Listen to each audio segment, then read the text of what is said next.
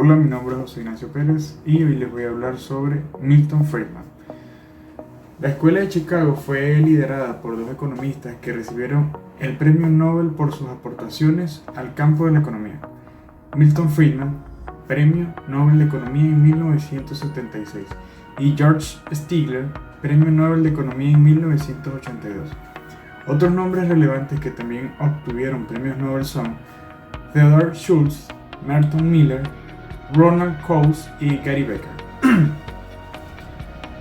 La Escuela de Chicago se caracterizó por rechazar las ideas del keynesianismo, que se mostraban a favor de la intervención del Estado, para promover el libre mercado y las ideas del monetarismo.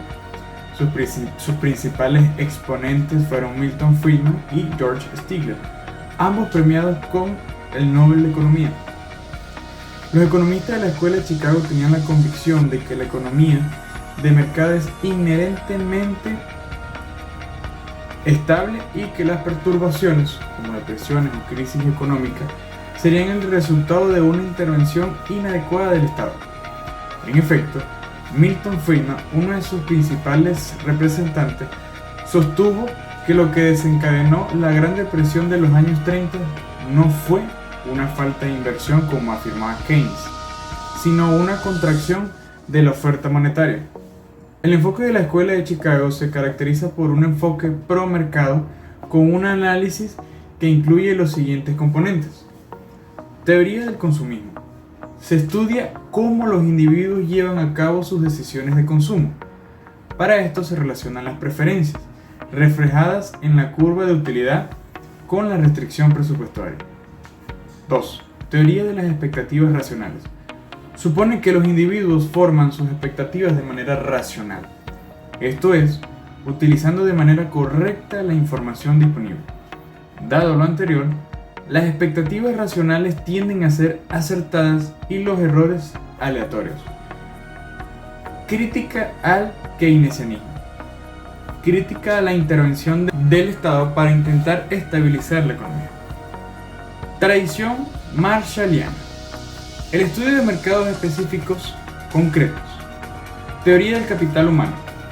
Considera que uno de los factores claves en explicar la productividad es el acervo del capital humano, las habilidades de los trabajadores, su capacitación y experiencia.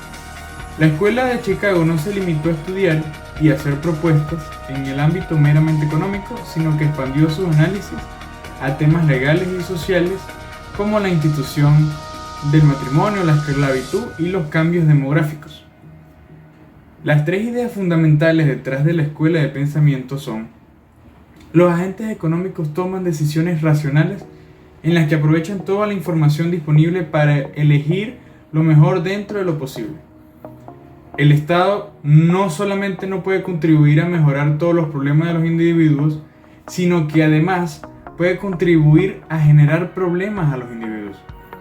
El papel de los gobiernos se debería centrar en favorecer el crecimiento a largo plazo de la economía, para lo cual sería positivo reducir el papel del Estado en la economía. La Escuela de Chicago consideraba que la intervención del Estado generaba ineficiencia y entorpecía el crecimiento. Dado lo anterior, propusieron una serie de medidas en favor del libre mercado, destacando las siguientes: desregulación. Eliminar o reducir las regulaciones o restricciones impuestas a la actividad económica de los agentes privados. Privatización. Traspasar o vender la propiedad del Estado a privados. Estos últimos estarían más preparados para llevar a cabo una administración eficiente de los recursos. Concesiones. Realizar contratos de concesiones para que los agentes privados administren bienes o estructuras del Estado. Eliminación de subsidios y otras ayudas. Eliminar subsidios o ayudas que puedan interferir en la libre competencia de las empresas. Reducir la burocracia.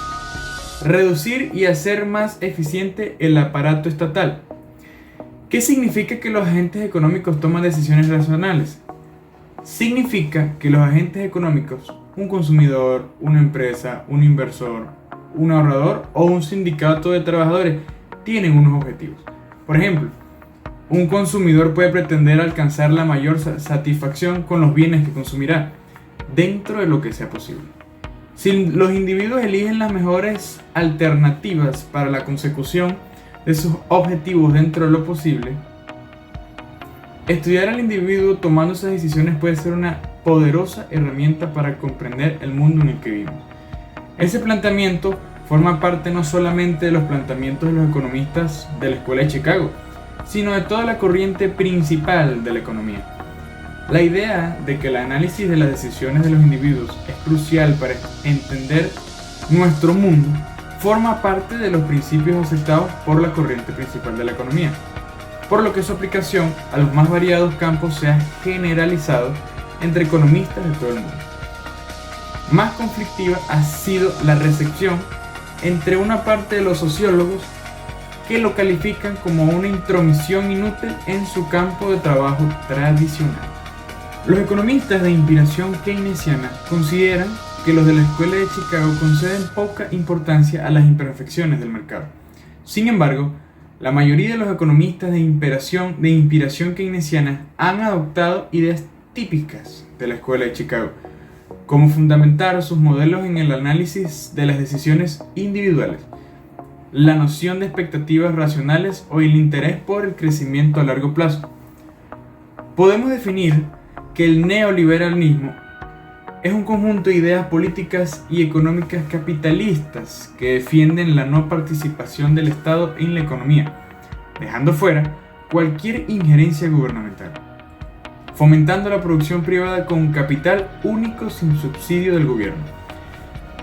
El neoliberalismo apuesta por un libre mercado, argumentando que es la forma más eficiente de asignar los recursos. La principal característica del libre mercado es que los precios de los bienes y servicios son acordados por los vendedores y compradores, según la demanda y oferta. Debido a que las regulaciones o intervenciones gubernamentales son mínimas o incluso inexistentes, la ideología neoliberal indica que es necesario que el sector privado tenga una participación activa en ámbitos tradicionalmente dominados por el Estado. Los neoliberales consideran que en ámbitos de salud, la educación, la seguridad, la banca, los servicios eléctricos, entre otros, deben estar privatizados. Con la desregulación, el neoliberalismo busca generar un escenario con mayores oportunidades para la inversión. La intención es que las empresas vean reducidos los impuestos que se les aplican y las regulaciones que pudieran interferir, de una u otra manera, en la oferta de sus bienes y servicios a nivel nacional o internacional. Este escenario de poca o ninguna regulación puede generar arbitrariedades en cuanto a la situación laboral de los empleados. Críticos del neoliberalismo exponen que, en este espacio sin reglas, pueden llegar a reducirse también los beneficios que protegen al ambiente laboral o la salud de los empleados. La competitividad es una de las principales características del neoliberalismo. Según esta doctrina, las relaciones humanas se basan en la competitividad. Todas las acciones se realizan en ese contexto, con el aval del Estado. El neoliberalismo considera que el Estado impide el desarrollo económico, social y cultural de la sociedad, debido a que frena las actividades individuales de progreso. Según los preceptos neoliberales, es a través del desarrollo económico que será que la humanidad progrese, y este desarrollo se seguirá a través de la participación de un mercado sin regulación y abierto al sector privado. El neoliberalismo se caracteriza por demandar un mercado con menos impuestos. Esta reducción de impuestos busca disminuir la participación del Estado en las acciones económicas.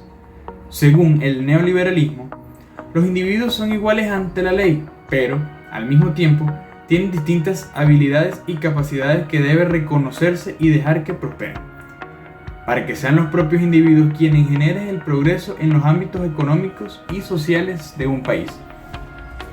Uno de los principales preceptos del neoliberalismo es la intención de recortar el gasto público. Esta acción permite que se reduzcan los impuestos Los neoliberales demandan una apertura de las fronteras mayor y una reducción de métodos proteccionistas como aranceles, aduanas y demás impuestos pensados para proteger el producto interno frente al externo. El neoliberalismo entiende el sindicalismo como un obstáculo incluso mayor que los partidos políticos. La visión de Friedman frente al estado de bienestar pensaba que hay una falacia básica esencial en todo el tema de la seguridad social y medidas de bienestar. Y es la falacia que está en el fondo de la cuestión. La falacia de que es factible y posible hacer el bien con el dinero de otra gente. Y consideraba que si se va a hacer el bien con el dinero de otra gente, primero habrías que sacarles el dinero. Eso significaba para él que la filosofía del Estado benefactor de hacer el bien con el dinero de otra gente, en su propia esencia, es una filosofía de violencia y coerción. Es una filosofía en contra de la libertad, porque tiene que usar fuerza para conseguir dinero, debido a que él consideraba que el gobierno no tenía dinero, solo la gente tiene dinero. La fuente que se utilizó para conseguir las características principales del neoliberalismo fue la página de Lee Feder, Economía, características principales del neoliberalismo. Gracias.